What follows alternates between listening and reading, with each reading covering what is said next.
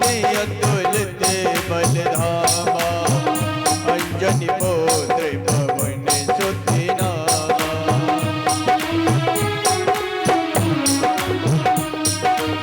महावीर कुमति निवार सुमति के संगी अंजनी वरनि विराज सुवेशा कानन कुंडल घोषित केशा हाथ वज्र और ध्वजा विराजे कांधे बोझ जनेऊ शंकर स्वयं केसरी नंदन निज प्रताप महाजगवंदन विद्यावान गुणी अति चातुर राम काज करिबे को आतुर प्रभु चरित्र सुनिबे को रसिया राम लखन सीता मन बसिया सूक्ष्म रूप धरसिया दिखावा कल रूप धर धरावा।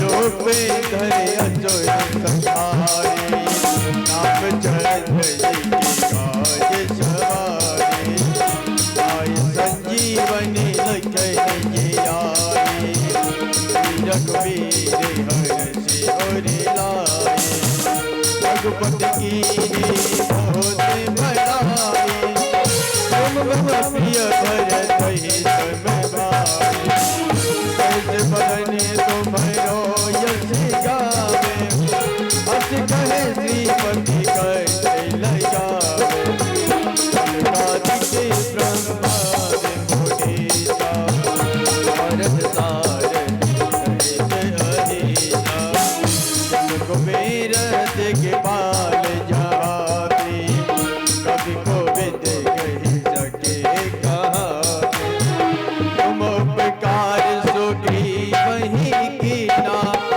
राम मिलाए राजपद देना तुमरो महेंद्र विभीषण माना लंकेश्वर भय सब जग जाना सहस्त्र योजन कर मानो दिव्यकाय मधुर बल जानो प्रभु मोत्रिका मेल मुख जल दिलांगे गए अचरज नाई दुर्गम काज जगत के देते सुगम अनुग्रह तुम्हारे देते राम द्वारे तुम रखवारे होत नया क्या बिन पैसा सब लोग लहे तुम्हारी शरीरा रक्षक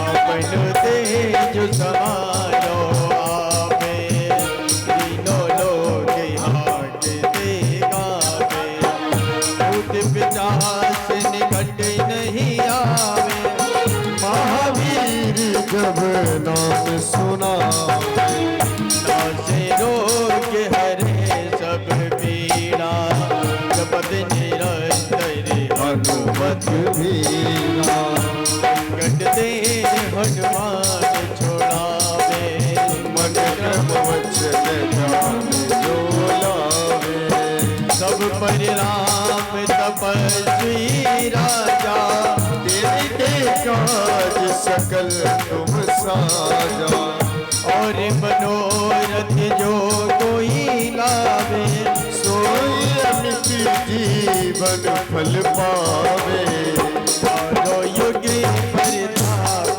तुम्हारा है प्रसिद्ध जगत उजियारा साधु संत के तुम रखवारे असुर निकंदन राम दुलारे अष्ट सिद्धि नव निधि के दाता ऐश्वर्य दीने जानकी माता राम रसायन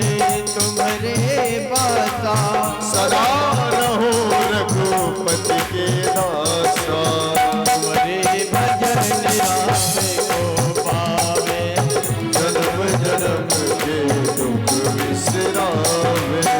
अंत काले रघुवर पुर जाए, हो जहाँ जन्म हरि भक्त कहाए। और देवता चित्त न धरे, हनुमत से ही सर्व सुख करे। संकट कटे मिटे सब पीरा, जो सुमिरे हनुमत बलवीरा। जय जय जय हनुमान गोसाई, कृपा करो गुरुदेव की नाई। और जो सतवार पाठ कर कोई, छूटे मर महासुख होई। जो ये बड़े हनुमान चालीसा, होई सीधी साखी गौरी सा। तुलसीदास सदा हरि चेरा, की जय नाथ हृदय मंडेरा। पवन तनय संकट हरणे, मंगल मूर्ति रो।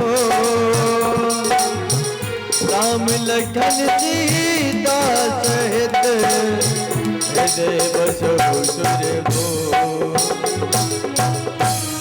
बोलिए हनुमान जी महाराज की जय।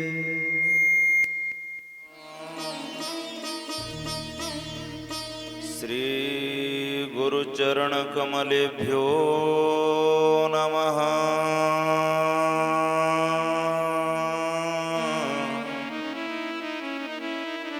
माता पितृचरण कमलेभ्यो नमः।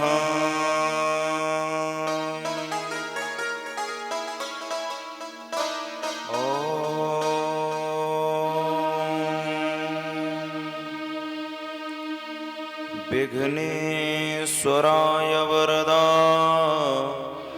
सुरप्रियाय,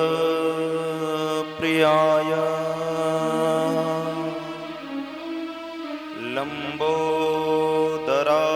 सकलाय जगद्धिताय,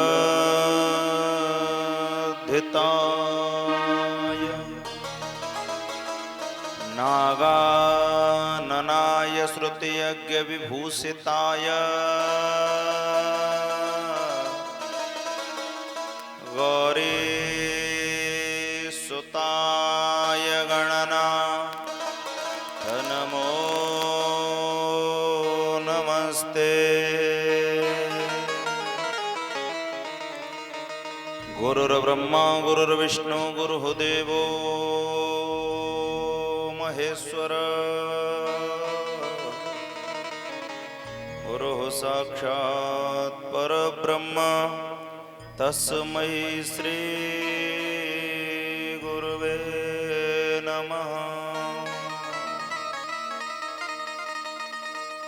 नारायणं नमस्कृत्यं नरं चैव नरोत्तमम्,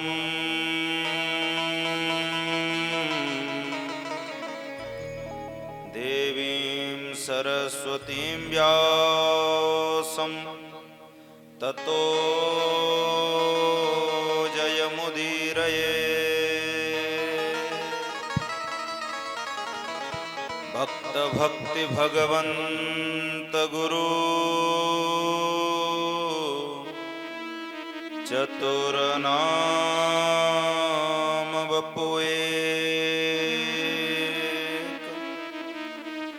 इनके पग वंदन किए, सुना सही वेग नयने।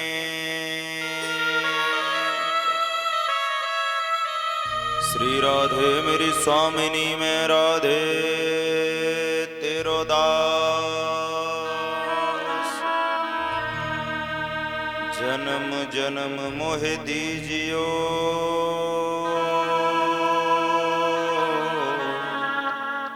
श्री वृंदावन वास। श्री राधे मेरी माँ तो है,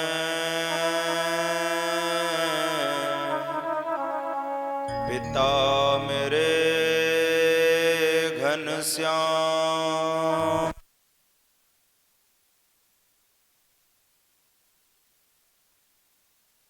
यही है राधा रानी, जय हो। कृपा बरसाए रखना, कृपा बरसाए रखना,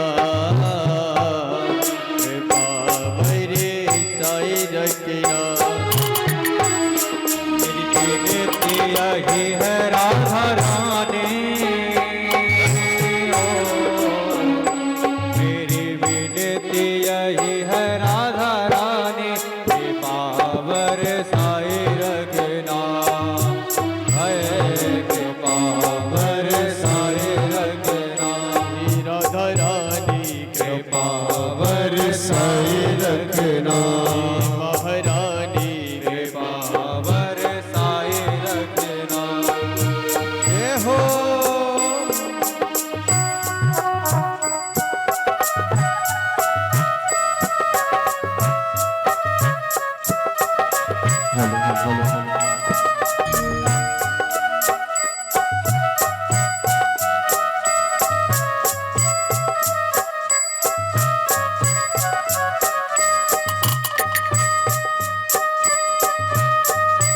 छोड़ दुनिया के झूठे नात सारे, किशोरी तेरे दर पे आ गया।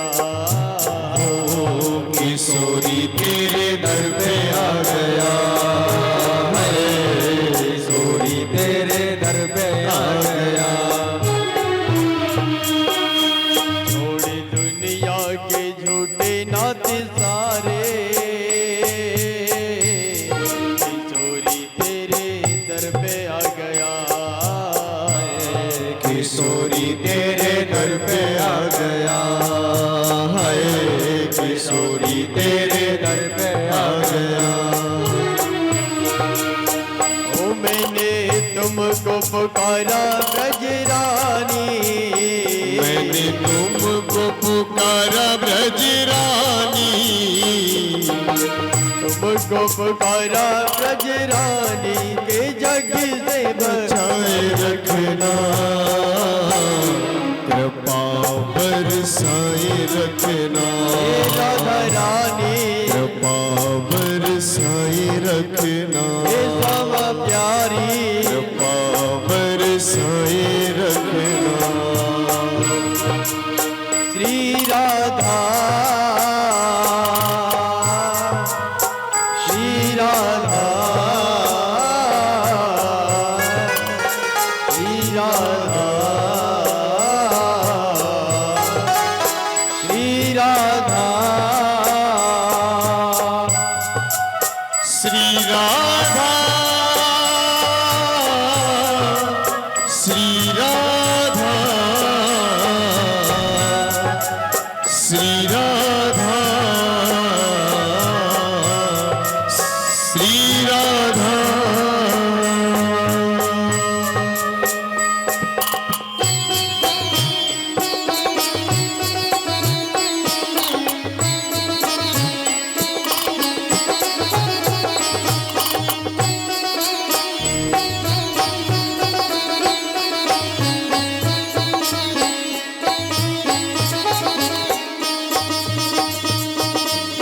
ओ इन श्वासों की माला में सदा ही तेरा नाम सिमरो, सदा ही तेरा नाम सिमरो, है सदा ही तेरा नाम सिमरो, सदा ही तेरा नाम सिमरो। लागी लगन श्री राधा नाम वाली, लागी लगन राधा वाली, लगन ये लगाई रखना, कृपा बरसाए रखना,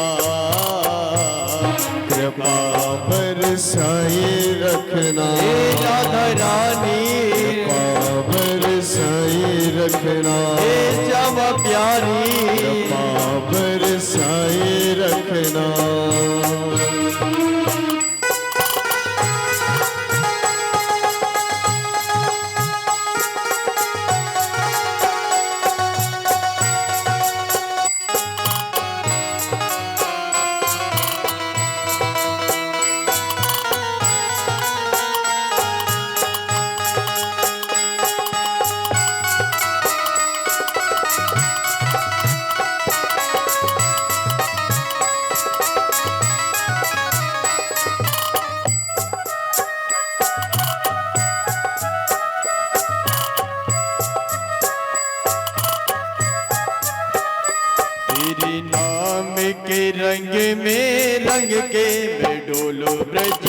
गलियन में,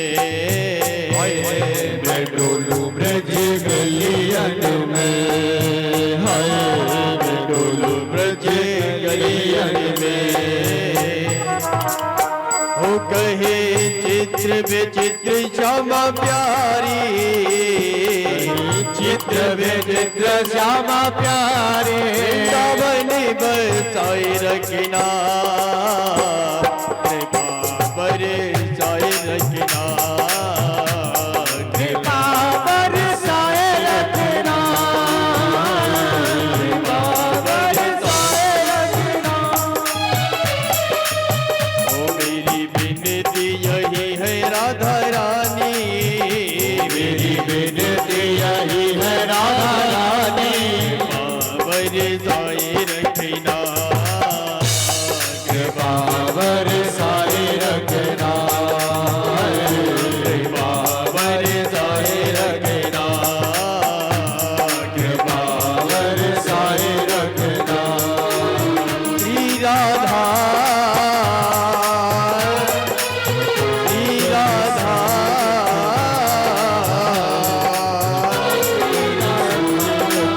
श्री राधा, श्री राधा।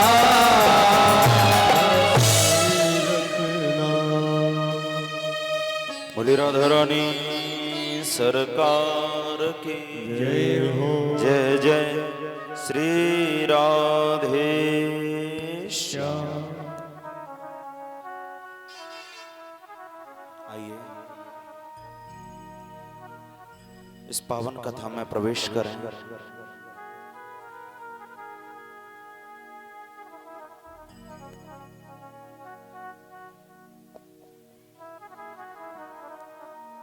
देखिए हम जिस कथा को सुन रहे हैं, जिस भागवत जी की कथा आप श्रवण कर रहे हैं, कल आपने भागवत जी के महात्म्य को श्रवण किया। आज इस कथा में प्रवेश करते हैं तो पहले ये जाने कि ये भागवत जी हैं क्या। भागवत की जो कथा है ये श्रीमद् भागवत महापुराण है प्रेमी जनों। ये साक्षात भगवान का वांग्मय स्वरूप है। वांग्मय स्वरूप यानी भगवान का ही एक दूसरा स्वरूप है श्रीमद् भागवत महापुराण। ये किसी साधारण व्यक्ति ने या साधारण कवि ने इसको नहीं गाया, स्वयं भगवान के मुख से निकला हुआ ये ग्रंथ है। इसको पंचम वेद की संज्ञा दी गई है भागवत जी को, इसलिए आरती में भी गाते हैं कि ये पंचम वेद निराला है। भागवत की जो कथा है, श्रीमद् भागवत महापुराण सभी शास्त्रों में सर्वोपरि बताया है, इसीलिए इसको श्रीमद् नाम के तिलक से अलंकृत किया है। इसके नाम के आगे श्रीमद् लिखा हुआ है। भागवत की कथा जो है जीवन को मंगलमय बनाने वाली कथा है, मृत्यु के भय से मुक्त कराने वाली कथा है। भक्ति, ज्ञान और वैराग्य तीनों का इसमें समुच्चय है। भागवत की जो कथा है ये जीव को भगवत परायण बनाती है और जीवन जीने की कला सिखाती है। जीवन जीना प्रेमी जनों एक कला है जो भागवत सिखाती है। आज भागवत जी में जब प्रवेश करते हैं तो वेद व्यास जी ने मंगलाचरण किया है। किसी भी आप अच्छे कार्य को करते हैं तो सर्वप्रथम मंगलाचरण किया जाता है। उसका भाव ये होता है कि इस कार्य में हमारा चारों ओर से मंगल ही मंगल होगा। आप किसी भी ग्रंथ को पढ़ेंगे उसमें भी प्रत्येक ग्रंथ में और उस ग्रंथ से संबंधित देवी देवता का मंगलाचरण मिलेगा आपको। भागवत जी में 3 बार मंगलाचरण है। भागवत जी के प्रारंभ में वेद व्यास जी ने मंगलाचरण किया है, मध्य में श्री शुक्राचार्य जी ने मंगलाचरण किया है और अंत में सूत जी महाराज ने मंगलाचरण किया है। ये 3 बार का मंगलाचरण है। ये ऐसा संदेश देता है कि प्रत्येक व्यक्ति को, जिस प्रकार भागवत जी के आरंभ में, मध्य में और अंत में 3 बार मंगलाचरण है, प्रत्येक व्यक्ति को अपने जीवन में 3 बार मंगलाचरण करना चाहिए। बाल्यावस्था में ऐसा प्रयास करें कि हम अपने बच्चों को मंगलमय आचरण करने की शिक्षा दें। युवावस्था में मंगलमय आचरण करें और अंत में वृद्धावस्था में मंगलमय आचरण करते हुए श्री हरि के चरणों में अपने मन को, जीवन को अर्पण करें। ठीक इसी प्रकार दिन में भी प्रत्येक दिन 3 बार मंगलाचरण करें। प्रातः काल जब उठें तो श्री हरि को याद करें। दोपहर को भोजन करने के लिए बैठें, उस समय प्रभु को ध्यान करें और रात्रि में सोते समय प्रभु को याद करके सोएं। मंगलाचरण करते हुए लिखा है कि जन्माद्यस्य यतोऽन्वयादितरतस् चार्थे स्वभेज्ञः स्वराट् तेने ब्रह्महृदाययादि कवये मुह्यन्ते यत्सूरयः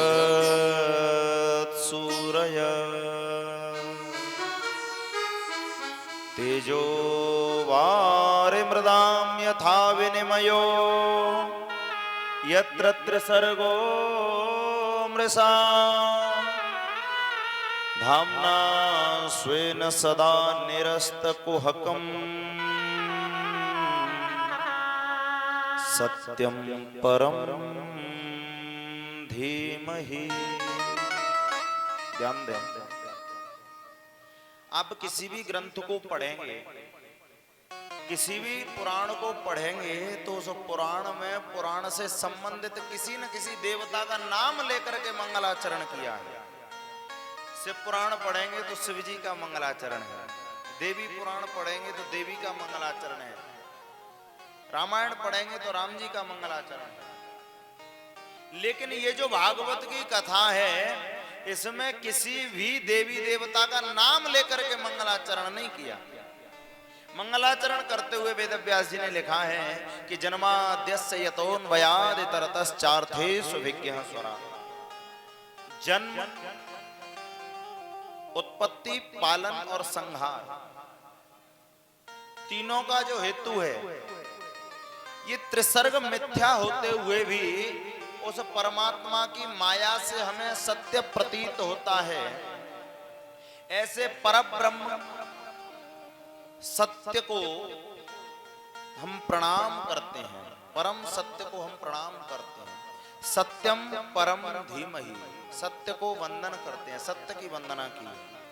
किसी देवी देवता का नाम लेकर के इसमें मंगलाचरण नहीं किया, क्योंकि ये जो भागवत की कथा है, भागवत की कथा प्रेमी जनों सार्वजनिक प्याऊ की तरह है। आपने देखा होगा जो सार्वजनिक प्याऊ लगे होते हैं, किसी भी प्याऊ पर आपने ये लिखा नहीं देखा होगा कि इस प्याऊ पर केवल हिंदुओं को पानी पिलाया जाता है या केवल सिखों को पानी पिलाया जाता है, मुस्लिम और ईसाइयों को पानी नहीं पिलाया जाता। किसी भी प्याऊ पर लिखा नहीं मिलेगा। प्याऊ सार्वजनिक होता है, जो आवे सबको पानी पिलाया जाए। कहते हैं कि अगर यहाँ पर लिख देते कि कृष्णम परम धीमहि, तो कृष्ण के भक्त ये दावा करते कि भागवत की कथा केवल हमारे लिए है।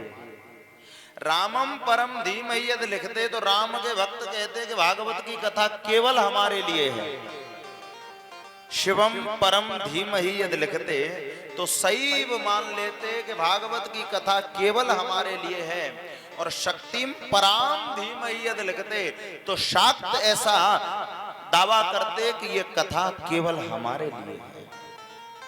इसलिए सत्यम परम धीमहि लिखा है। अब इस सत्य को चाहे आप राम कहो, चाहे कृष्ण कहो, चाहे ईश्वर कहो, चाहे शिव कहो, चाहे देवी कहो, वो सत्य केवल एक है और वही परम तत्व है जो संपूर्ण सृष्टि को चलाता है। हो धर्म न दोषड़े सत्य समाना,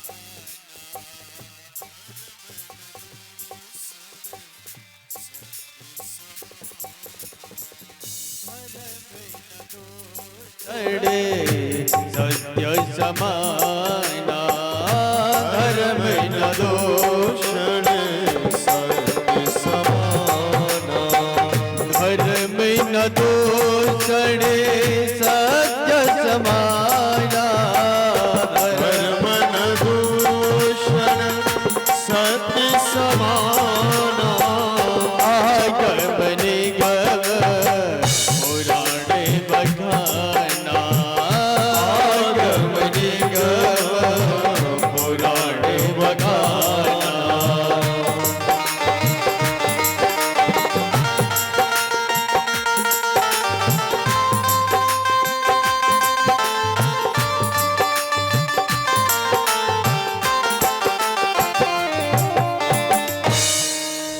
कहने का मतलब है कि वो सत्य केवल एक है।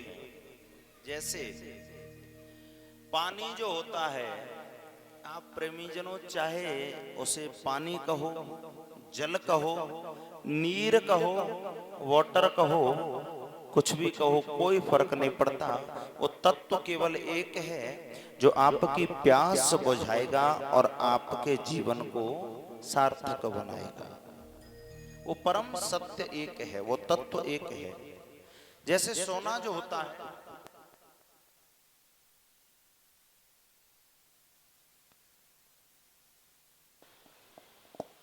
सिराते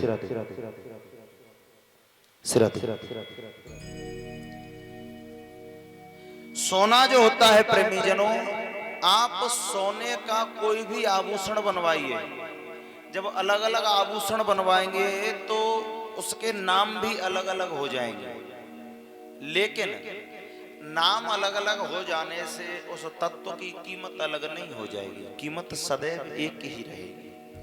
ठीक इसी प्रकार वो सत्य एक है और वही परम तत्व है। जब ये शौनकादि ऋषि बैठे हुए थे सूत जी महाराज के सामने, तो इन ऋषियों के मन में ऐसा भाव आया कि जब इतना बड़ा विद्वान पुरुष हमारे मध्य पधारा है तो क्यों न मन की सारी शंकाओं का समाधान कर लिया जाए। ऐसा मन में भाव रख करके और आज यहाँ शौनकादि ऋषियों ने सूत जी महाराज से 6 प्रश्न किए। कहते हैं कि महाराज हमारे मन में ये 6 प्रश्न हैं और इन 6 प्रश्नों में ही संपूर्ण शास्त्रों का सार है।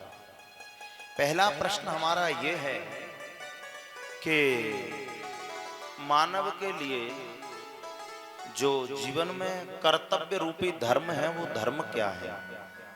क्या रोजाना 8 घंटे माला जाप करने का नाम धर्म है? क्या ब्रह्म मुहूर्त में उठ करके स्नान करने का नाम धर्म है? क्या लाखों करोड़ों की संपत्ति दान कर देने का नाम धर्म है? क्या परिक्रमा लगाने का नाम धर्म है? क्या तीर्थ यात्रा करने का नाम धर्म है? आखिर ये वास्तव में जो कर्तव्य रूपी धर्म है वो धर्म क्या है? धर्म की परिभाषा हमें बताइए। दूसरी बात, मंदिर में जब हम जाते हैं तो बड़ी विडंबना मन में उत्पन्न होती है, क्योंकि मंदिर में जब हम जाते हैं तो कोई तो हमसे कहते हैं कि राम जी की पूजा करो, कोई कहते हैं कृष्ण की पूजा करो, कोई कहते हैं देवी की पूजा करो, कोई कहते हैं हनुमान जी की पूजा करो। और प्रेमीजनों, कलयुग का समय चल रहा है तो कलयुग में हर साल कहीं न कहीं 2-4 नए नए देवी देवता भी प्रकट हो जाते हैं। अब ऐसी स्थिति में मन में बड़ा भ्रम उत्पन्न होता है कि हम किसको पूजें और किसको छोड़ें। तीसरा प्रश्न हमारा यह है कि वेद में परमात्मा का नाम है अजन्मा। जब भगवान का नाम अजन्मा है तो ये देवकी वसुदेव का पुत्र कृष्ण कैसे बना, दशरथ का पुत्र राम कैसे बना? हमारा अगला प्रश्न ये है कि भगवान के अवतार कितने हैं? क्योंकि कुछ लोग कहते हैं भगवान के 2 अवतार हैं, कुछ लोग कहते हैं भगवान के 10 अवतार हैं, कुछ कहते हैं भगवान के 24 अवतार हैं और कई कई तो कहते हैं कि हरि अनंत हरि कथा अनंता, हरि भी अनंत है, कथाएं भी अनंत हैं। हमारा अगला प्रश्न ये है कि भगवान के जो मुख्य अवतार हैं उनसे संबंधी कथाएं आप हमको सुनाइए। और हमारा अंतिम प्रश्न ये है कि भगवान गीता में कहते हैं कि धर्म संस्थापनार्थाय संभवामि युगे युगे। जब जब अधर्म बढ़ता है, अधर्मी धर्म को क्षति पहुंचाते हैं, तब तब मैं अलग अलग समय पर अलग अलग रूप धारण करके प्रकट होता हूं, धर्म की स्थापना करता हूं। अब भगवान तो धर्म की स्थापना करके चले गए, लेकिन भगवान के जाने के बाद में ये जो धर्म है ये तो बेचारा अकेला पड़ गया होगा। धर्म किसकी शरण में गया, ये हमारा अंतिम प्रश्न है। इन 6 प्रश्नों का आप उत्तर दीजिए, समाधान बताइए। सूत जी महाराज कहते हैं कि ऋषियों, तुमने ये जो प्रश्न किए हैं बड़े उत्तम प्रश्न हैं। इन 6 प्रश्नों में संपूर्ण शास्त्रों का सार है, लेकिन मैं तुम्हारे प्रश्नों का उत्तर जरूर दूंगा। लेकिन उससे पहले मैं अपने गुरुदेव श्री सुखदेव जी को ध्यान कर लूं। सोनकादि ऋषि कहने लगे कि महाराज आप हमें अब ये बताएं कि आपके जो गुरु हैं सुखदेव जी, ये कौन हैं, थोड़ा इनकी भी जानकारी बताइए। तो कहने लगे सुनो, एक बार की बात है प्रेमी जनों कि संत नारद जी बैठे हुए थे, बैठे बैठे विचार कर रहे थे। देखिए, नारद जी का ऐसा स्वभाव है कि अगर कहीं पर झगड़ा हो रहा हो और नारद जी वहां पहुंच जाएं तो झगड़े को शांत करा देते हैं, ध्यान देना। और कहीं पर शांति है, वहां नारद जी पहुंच जाएं तो झगड़ा प्रारंभ करा देते हैं। प्रेम से बोलो राधे राधे। अब एक इतना नारद जी बैठे बैठे विचार करवे लगे कि बहुत दिन है गए मैंने किसी में झगड़ा नहीं कराया, क्या करें, किसमें करावे।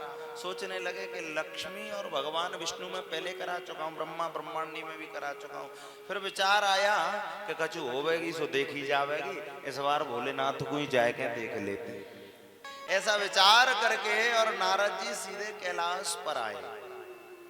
भोलेनाथ ध्यान में थे, मैया को प्रणाम किया, मैया प्रणाम करता हूं। मैया कहने लगी कि नारद जी एक बात बताओ, आजकल दिखाई नहीं देते हो, कहाँ रहते हो। नारद जी कहने लगे मैया कहा बताऊं, आजकल ना मैंने कहूं आएवो जाएवो कम कर रखे हो, आता जाता कम हो। क्यों?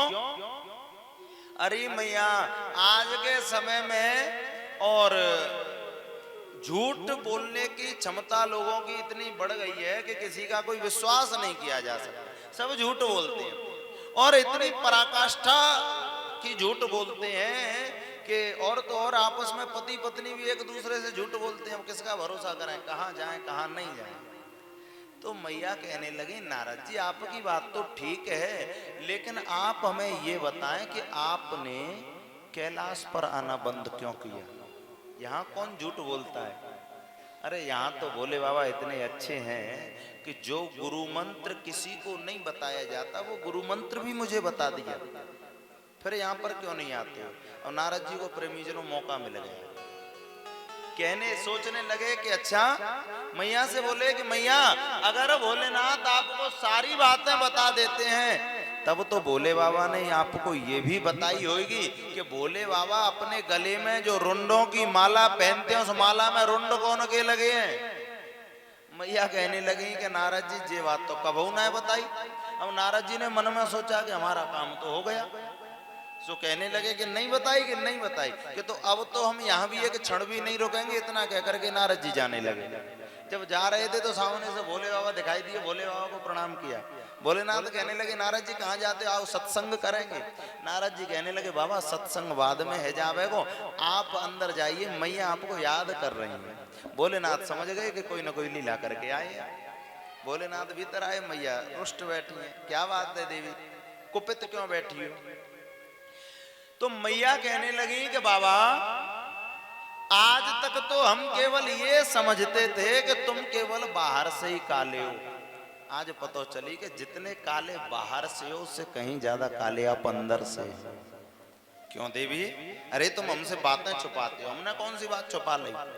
बाबा तुमने आज तक कभी ये नहीं बताया कि तुम्हारे गले में जो रुंडों की माला पड़ी है, रुंड कौन के हैं इस माला में?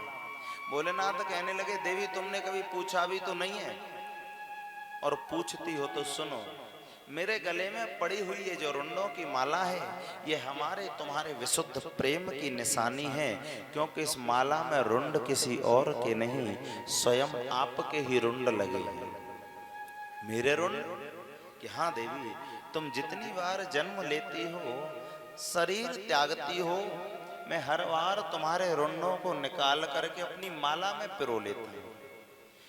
मैया कहने लगी कि वो तो ठीक है कि हमारे रुंडों को आप अपनी माला में पिरो लेते हैं, अब आप ये बताएं कि आपके रुंड कहाँ हैं?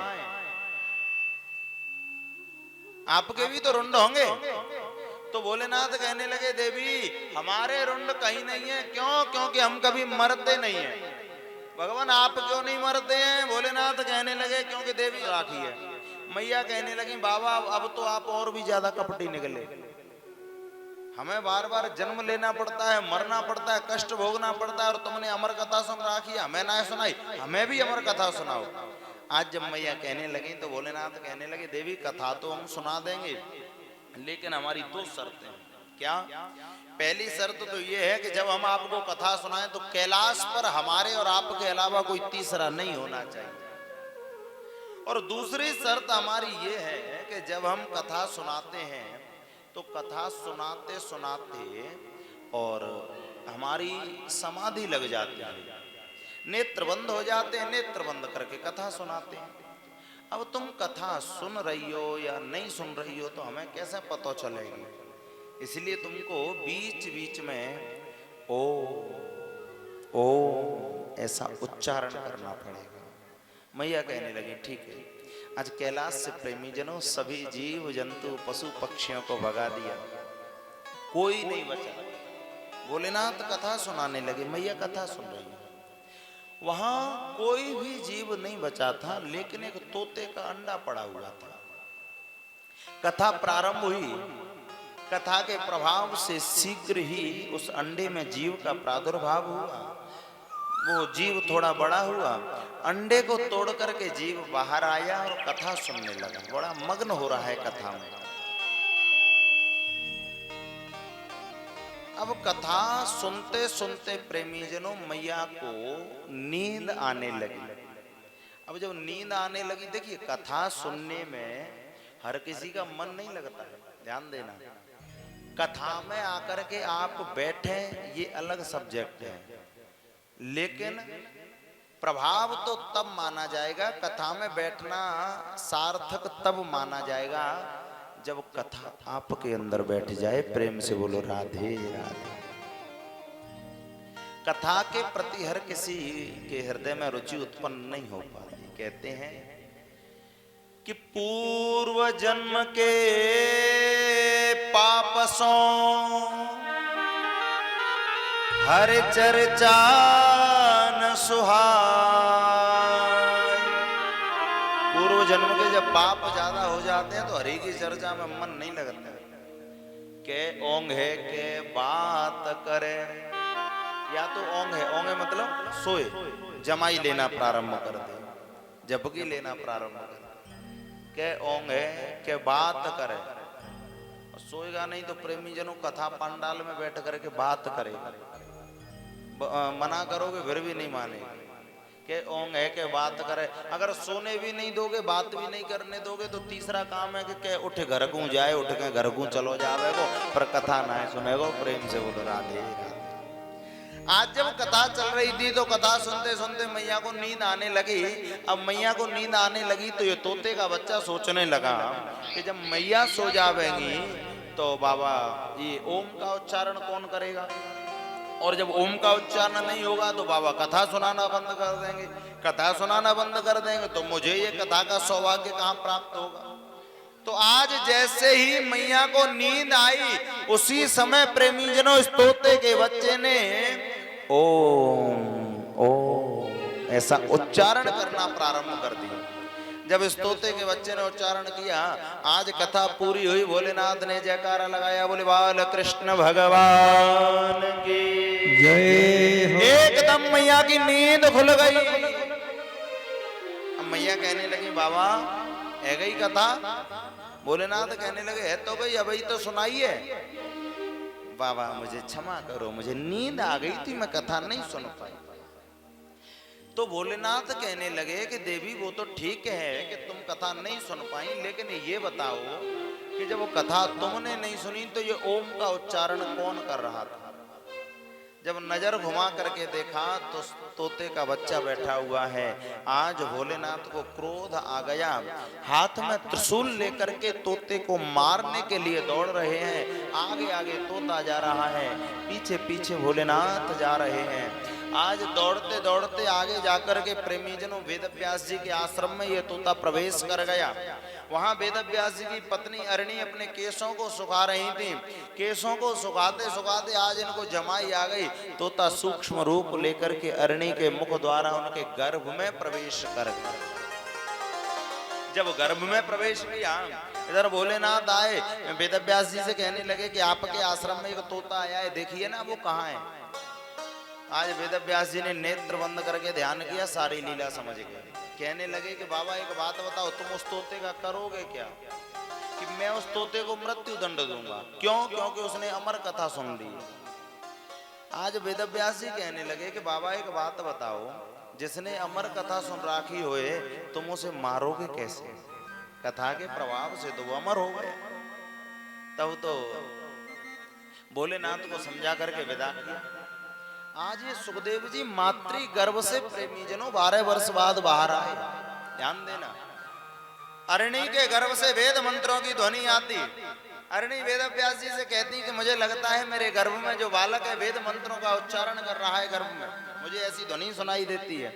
तो वेद व्यास जी कहते हैं कि देवी जरूर कोई भगवान का भक्त होगा, बड़ा विद्वान होगा। 12 वर्ष बीत गए।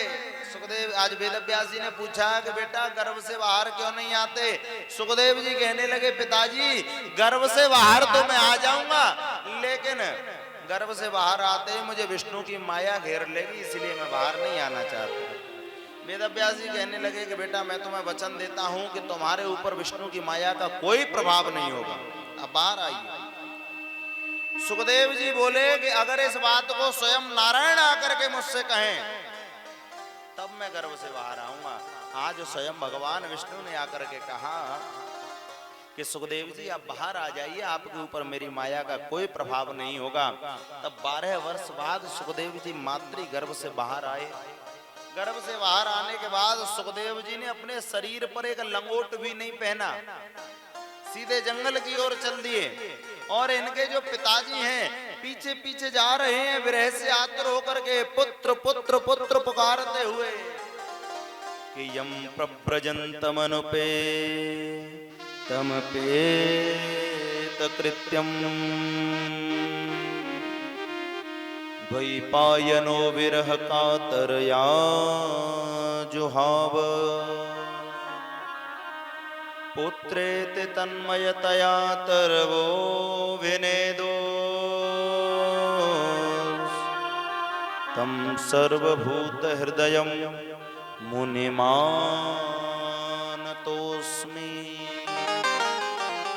विरह से आतुर होकर के पुत्र पुत्र पुत्र पुकारते जा रहे हैं, लेकिन सुखदेव जी पर कोई प्रभाव नहीं हुआ।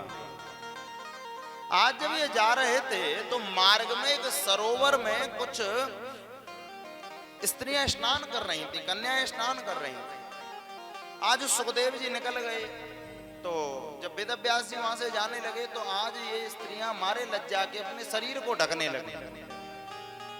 वेद व्यास जी कहने लगे कि एक बात बताइए देवियों, जब मेरा युवा पुत्र निकल करके गया तब तुम्हें लज्जा नहीं आई, और आज मैं तुम्हारे पिता की आयु का निकल करके जा रहा हूं, तुम्हें लज्जा आ रही है, क्यों? क्या कारण है? तो ये स्त्रियां कहने लगी कि महाराज आपका जो पुत्र अभी युवावस्था का था निकल करके गया, वो परमहंस है, उसे स्त्री पुरुष का कुछ भेद नहीं है, इसलिए उससे क्या लज्जा करें। लेकिन आपके ऊपर तो माया का पर्दा पड़ा हुआ है, इस भेद से आप अनभिज्ञ नहीं है, इसलिए आपसे पर्दा कर रही हैं। आज जब ये बात इन स्त्रियों ने, देवियों ने कही, तब वेदव्यास जी के नेत्र खुल गए और उसी समय वेदव्यास जी उल्टे पांव लौट करके आए आश्रम। लौट करके आए, लेकिन अब सोचने लगे पुत्र को बुलाऊं कैसे। तो आज वेदव्यास जी ने अपने शिष्यों को एक एक श्लोक दे करके भेजा है भागवत जी का, और उस महिमा को श्रवण जब किया है, सुखदेव जी ने तब शिष्यों से कहने लगे कि ये श्लोक ला कहाँ से रहे हो। तब शिष्य कहने लगे कि हमारे गुरुदेव के पास ऐसे 18,000 श्लोक थे, मैं भी तुम्हारे गुरु जी से मिलना चाहूंगा। तब प्रेमी जनों ये सुखदेव जी और भागवत जी के श्लोकों से आकर्षित होकर के वेदव्यास जी के पास आए। आज वेदव्यास जी ने 18,000 श्लोक सुखदेव जी को दिए, जिन्होंने जन जन में इसका प्रचार प्रसार किया है। बोले सुखदेव भगवान की जय हो। आज सूत जी महाराज कहने लगे कि ऋषियों, अभी आपने 6 प्रश्न किए थे,